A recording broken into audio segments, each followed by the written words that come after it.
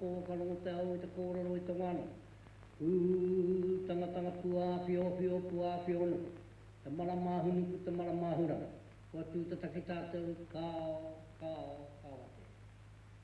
Heke tuaira, whakatahuri, whakamuri, kāti, o te aro, a te tia, wikakepu, kukia re arora, i te ti, i te rongi, a ke aro, pueto, ko tatuho, a te ngā, me nā tu anoko, e hihuri, a ke kimuri, kai i te ngata, i te whakatarui, hoki a pōru ati, When I was a little girl, I used to watch them cutting flax, and I used to try and make kits and throw them away, play with flax. There was 3 old ladies here who do it, my mother and 2 Maori and Hinawai. There was 3 of them. They used to be always, you go to their place, they're doing something like this. And they were always making... But in a very old ancient way, they had 2 sticks in the ground stretched across, you know. And I used to watch them. But I suppose as I grew older, it, you know, it just happened.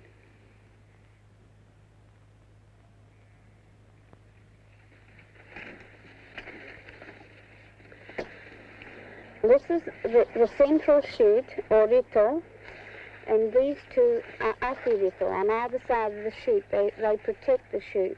So we're going to cut whatever's outside those. So you cut wool. What we use mostly for korowai whenu is a flax called kohunga, and for the ahos, those are the weaving threads, we use taiore.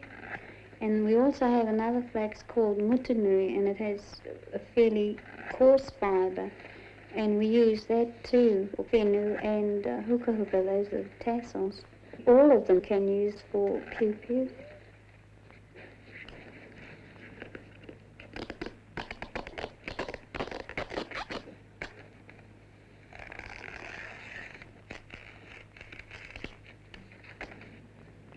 Cut just at the join, where it joins here, because there's no fibre in that anyway.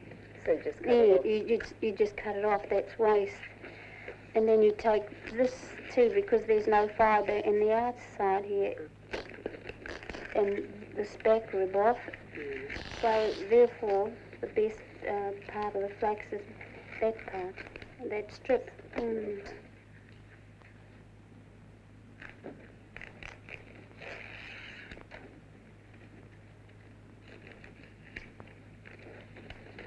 The hardest part, I think, was learning, and I can understand how the young people feel about this. You go to a lot of trouble and you complete your first thing, and it looks good to you, you're proud of it, and then you've got to give it away.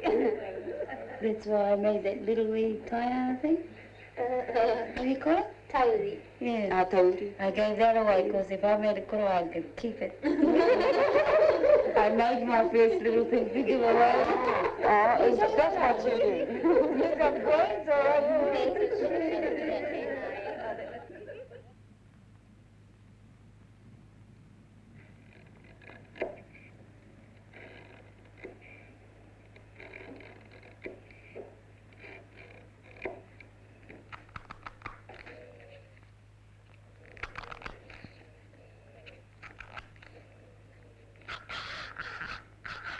After you've got your pattern cut out, that's the green flax. When you've got a bundle of, say, 20, 30, it's put in a pot of boiling water, and the water's brought to the boil again, 2 or 3 minutes, taken out, rinsed in cold water, then hung to dry.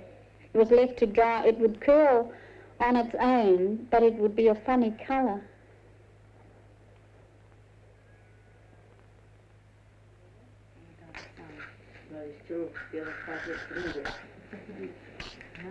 Often when you're teaching a group, you know, not from here, they will say, we saw our grandmother doing it, but I don't think she did it this way, because a lot of it is quite new. Well, I know it Mum's way, and I know it was done the other way, but it takes so much longer. See, we're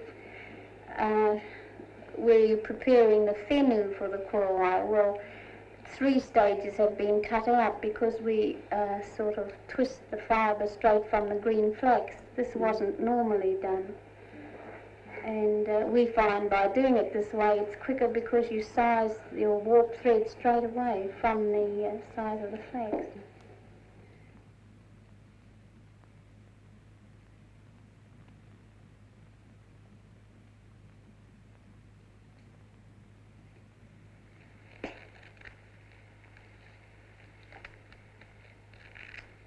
Well, you make your cut about halfway down your strip of flax.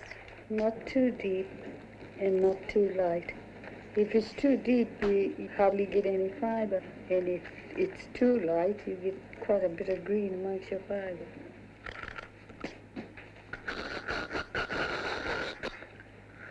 I have seen them use a knife, but it's no good.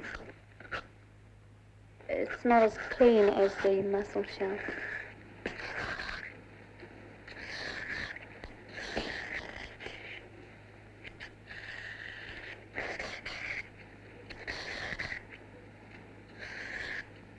Then you divide it, and you turn them opposites, head and tail. Towards the tips, it tapers away. But by dividing them and turning them opposites, you get it even right through.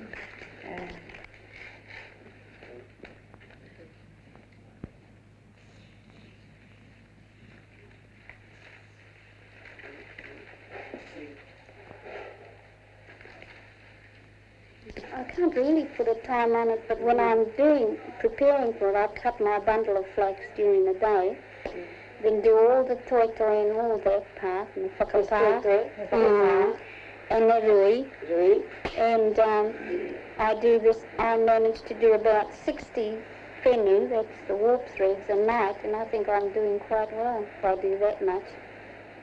There's 50 here, and the average size korowai you'd need, the one I'm doing now has got 650 whenua in it.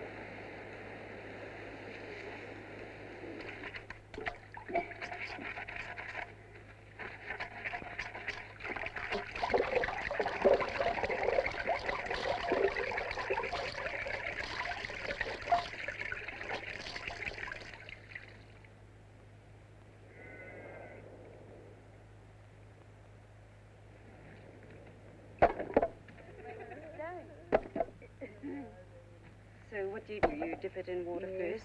Yeah. And then I lay it on the stone, and I start beating it. When you beat it, you do one end first. Then you turn it Then you turn it. And do the other end. Do the other end. I'm sorry, but you're getting a lot of splashes. Put it on. And, Hey, it's got soap in the water. yes, so I see that. Oh, it's just a bit of bioluva. Put it in to bleach the fibre. Willie, do you do this type of thing? No. Why? Why won't you do it? Oh, it's an old woman's job. Boring. Boring.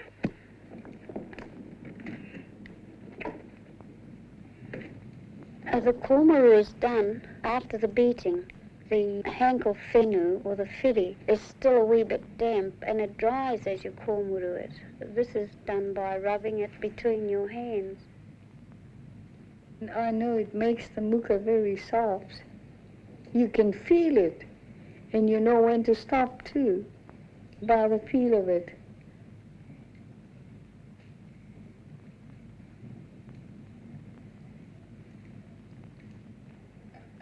I've been told by my aunties, some of my aunties, you be careful.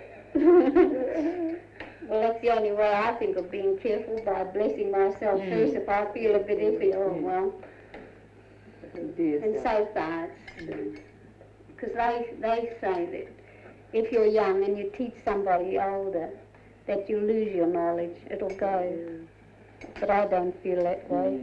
I don't care who I teach. If they can pass it on to somebody else, well and good. And this is the same attitude? Yeah, she has the same attitude too.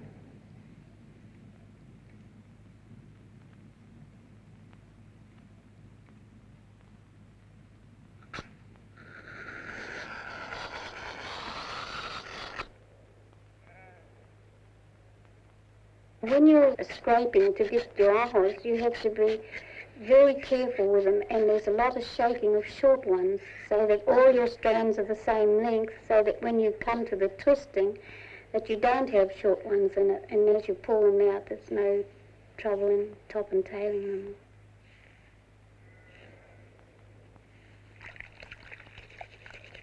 The whenua or warp has been beaten with a stone. This makes them soft and pliable, but the aho is only washed and then it is twisted afterwards.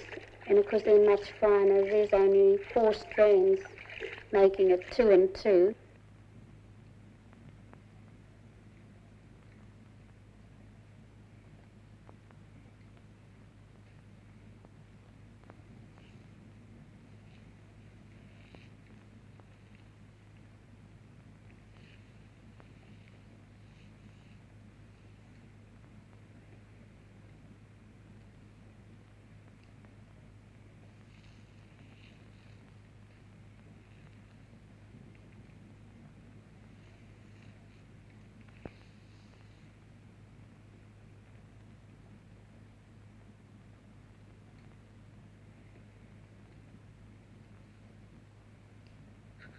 Because the hookah is no more than 12 inches long.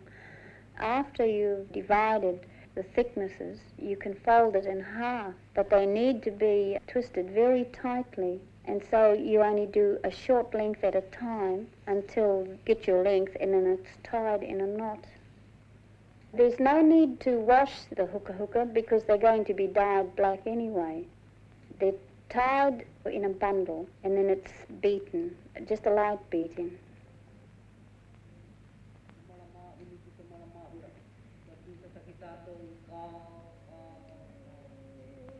When I make them, I feel that they're very valuable because they take a long, long time. They become part of me. I've got quite a few, and people's been after them, they want to buy it, but it doesn't appeal to me that way. When would you use your cloak? Well, for special ceremonies, there's a tangi on where you take your kakahu and place it on the casket. The ring looks like a very precious one. It's a full kiwi one. Do you have to ask anybody before you can take the cloak? Not really. You just know? I've always sort of just know from him where to take them to. Kaya te whānau I te rawa, tu gotu rani I tahi te tūpapa ka pupuri rani ki te whānau. Kau? Ma te whānau e pupuri I te wawa. Me pupuri I te koe. Me tō korowai ki nunga anu I a koe anō, I a koe haere na ahua haere koe ki waho. Me no te mea ko mata mai re haere te nānu koe runga tō whānau anu. Tēnā kua mea koe te haere he iwi ke. Engari tēnā. Ahua kore hari te iwi ke. Ngari me ka harawa pēr tō mori watu pēr. He hoa rāni pēr. Mō ngā tūpapa ko tēnā ka. But what if you're just visiting a tribe and you sort of feel like leaving something behind? Well, say there's a number of us going. We say, well, we must take something in. You know, we got to take something. Well, we take that kakahu and we place it there. But we don't expect it. We don't bring it back with us. It stops there. And those people got it in their mind, well, that cloak belongs to this certain tribe. And the time comes something will happen to this tribe, then they bring that same kakahu back with something else beside it. He whakamata tēnei, This is the beginning of a korowai. And this is the black that goes on the side of the korowai. I place it in between the hours. Then I pick up a whenua and I place it between, and I pull the bottom one, and then I pull the top, and that goes in between the two bottom ahos. Then I repeat, I pull the bottom ones, then I pull the top ones and goes in between the bottom one. This is the basic stitch that's used throughout the korowai.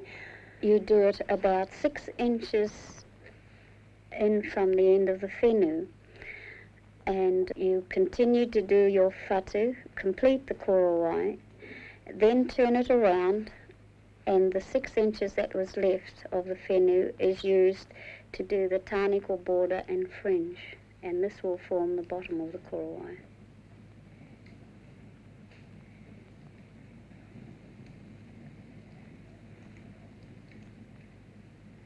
I prefer working with flax fibre rather than imitation, that you can get what they use, silk cottons and that, and wool.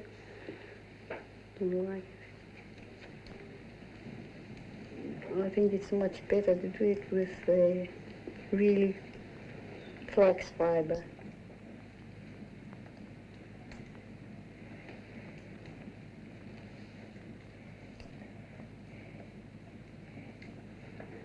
We took this class, and we were expecting this person to come, and she came about a day or two later than after the class had already begun. We got settled in, and they wanted to learn to make a korowai, but we only had a week, and so we had to take them through the stages. And by the time the other lady arrived, we already had the work pinned, little samplers pinned up all around the table. When everyone felt like a cup of tea, they just grabbed a cup of tea and had it at the table, you know, and the work's still there. And when she joined, she was horrified. She didn't think that food should ever come near this. Well, this is an old ruling, but, well, you're modern times and you've got to do it as quick as you can. We just didn't think about that. But she was really horrified, and she was more horrified when somebody started to smoke while all this work was about. She didn't think that was right. And of course she started to say so. She wanted to let them know how she felt about this. And because they passed it on to Mum, but Mum wouldn't say anything about it. Then one elder from Auckland said, well, if we're going to go back that far, it would mean these ladies wouldn't be even here to teach us in the first place, because it just wouldn't be the thing to ask complete strangers to come and show us what to do.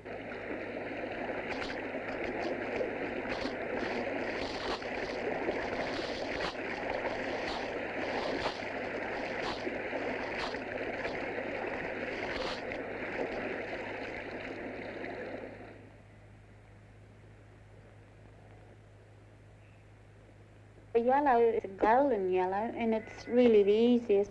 After you've gathered your harakeke bark, you just put it in a pot and cover it with water.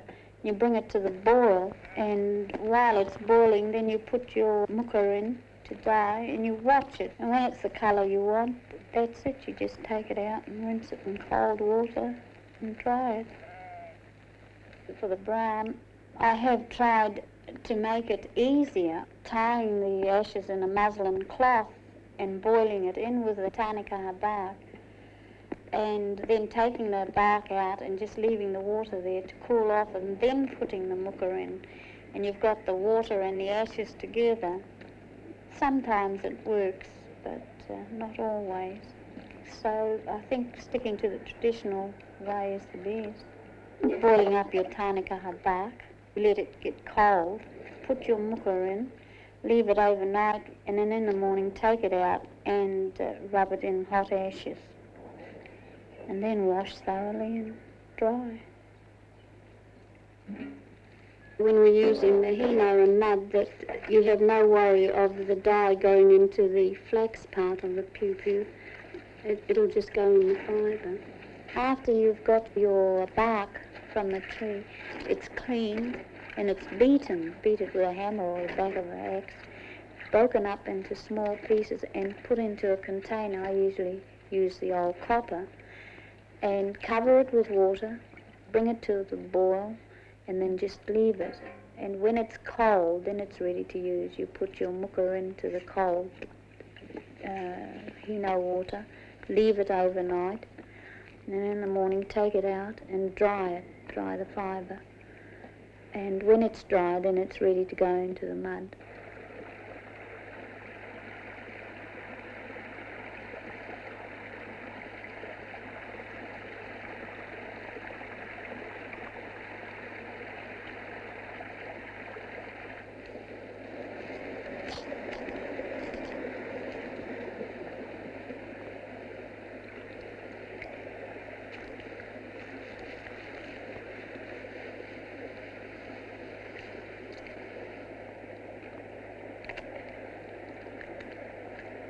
That's usually done in the evening and left overnight.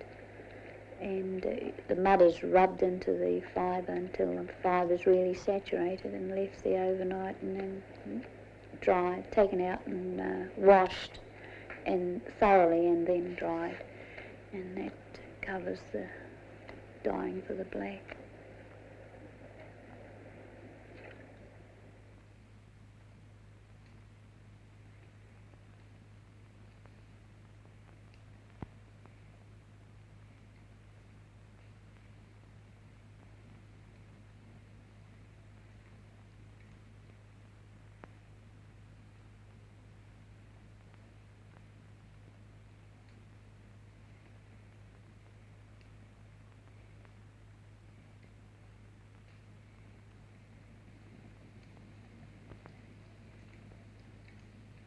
The trouble really is can't get the feathers that you would like to use today.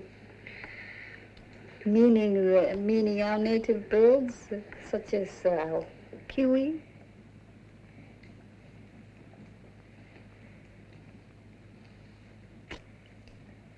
Which ones do you discard? The ones that are too The one long? too long and too stiff. Got And it. you separate the different colors.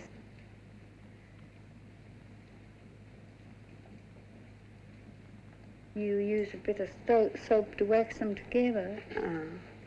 And after that, after you've done all the putting together, you've even got to sit down and cut the thick ends. So. And that's partly why you put them together too, because you can't handle single feathers when you're working on a cloth. Of course. It's impossible.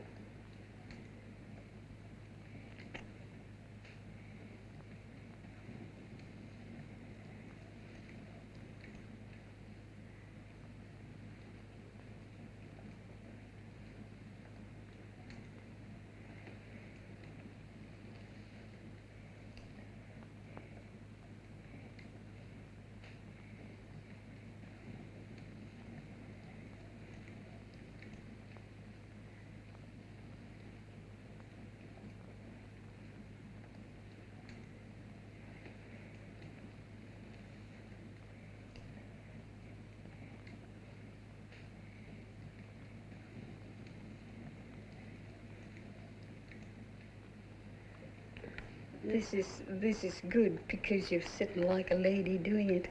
And like you find it knitting. easy. Yes, I find it much easier. But preparing everything, I find that pretty hard. I don't find any trouble with the stitches, as long as I got everything ready. And it's something you can do of an evening, or like knitting, you can sit down and do it.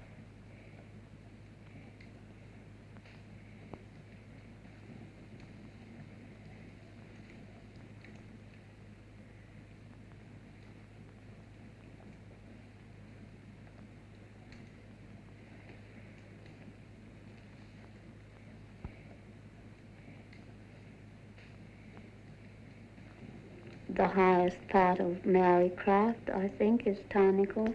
The names given to the tāniko patterns are similar to those given to tuku patterns. How clearly do you have the pattern in your mind before you start? That's a hard question to ask. Well, I just have thinking of how I'd like it, and I count all these strands as hanging down, and I know how many strands will fit my pattern that I've got in my mind. Then I work on that.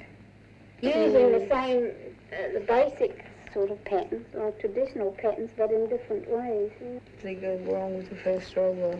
You can sort of invent something entirely different to what you had in mind, just through going out by one thread, one stitch or two. What's it called, that first line? A Whatu. Sacred line, eh? You take your 4 colours through, 3 at the back, and then you weave with 1. And then when you want to change colour, you lift whatever colour you need and let the other one drop. And all the time putting in another warp thread and twisting your weaving thread around the warp thread to form your pattern. It's similar to tapestry, except with this you're forming your base and you're weaving your colours in at the same time. I know I prefer to do it without a graph. It's more interesting without, because you have your pattern in your mind and you're building it up. Whereas graph, it's already there for you. You just know what's going to happen anyway.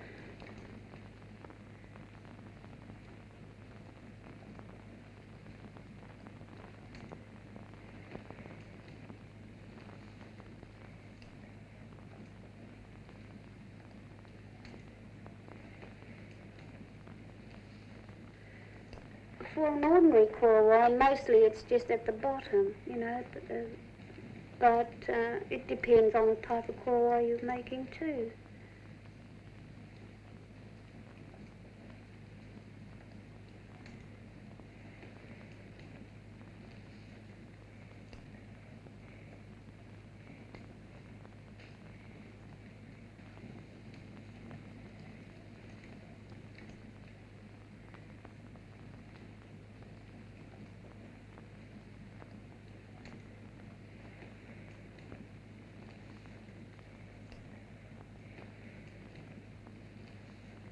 Oh, well, I know I'm just about the end of the road, and, well,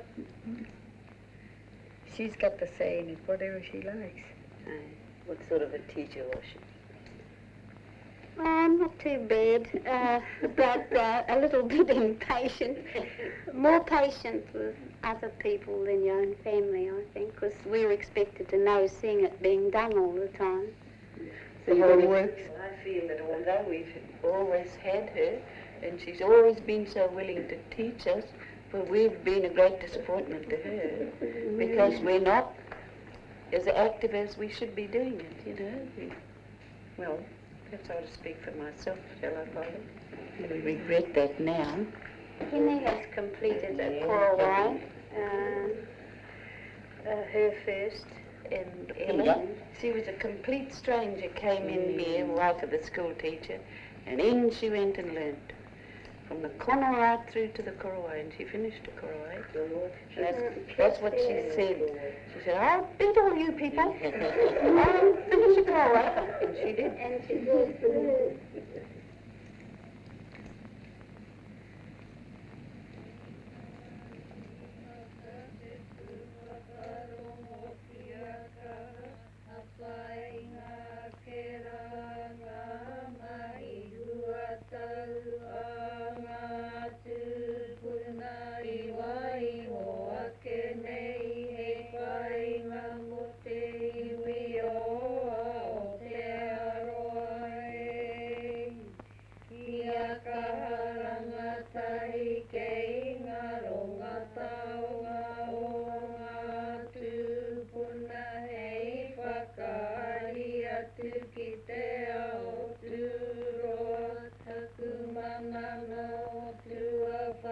hare